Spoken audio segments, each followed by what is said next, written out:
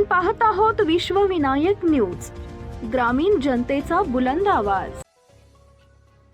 कंपनीच्या मालकाचा फोटो डीपीवर लावून व्हॉट्सॲपवरून संदेश पाठवत 1,95,00,000 रुपयांची आर्थिक फसवणूक करणाऱ्या आंतरराज्य टोळीतील 2 आरोपींना पुणे शहर सायबर पोलिसांनी बेळगाव, कर्नाटक येथून अटक केली आहे। सध्या आरोपींकडून 3 मोबाईल फोन, ॲक्सिस बँकेचे पासबुक व डेबिट कार्ड जप्त करण्यात आले आहेत।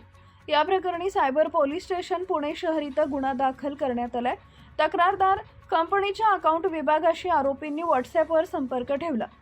कंपनीच्या मालकाचा फोटो डीपीवर ठेवून क्लायंटचे पेमेंट तातडीनं करायचे असं भासवून संबंधितांना निर्दिष्ट बँक खात्यावर रक्कम जमा करण्यास भाग पाडून कंपनीची एकूण 1,95,00,000 रुपयांची फसवणूक करण्यात आली।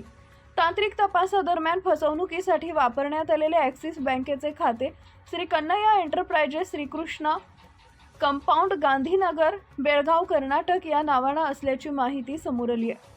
त्यानुसार पोलिसांनी बेळगाव इथं कारवाई करत अजय रामविलास यादव, वय वर्ष 22, राहणार लक्ष्मीनगर, काकटी, बेळगाव याला ताब्यात घेतले।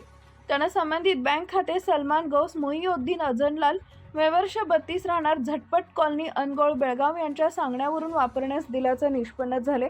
त्यानंतर दोघांनाही अटक करण्यात आली।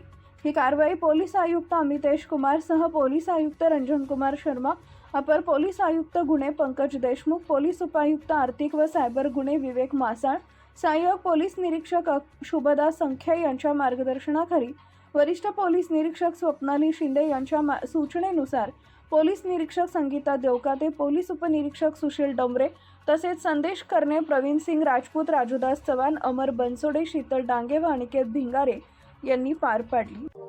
अशाच ताज्या बातम्या पाहण्यासाठी विश्वविनायक न्यूजला लाईक करा, सबस्क्राईब करा आणि बेल आयकॉन प्रेस करा।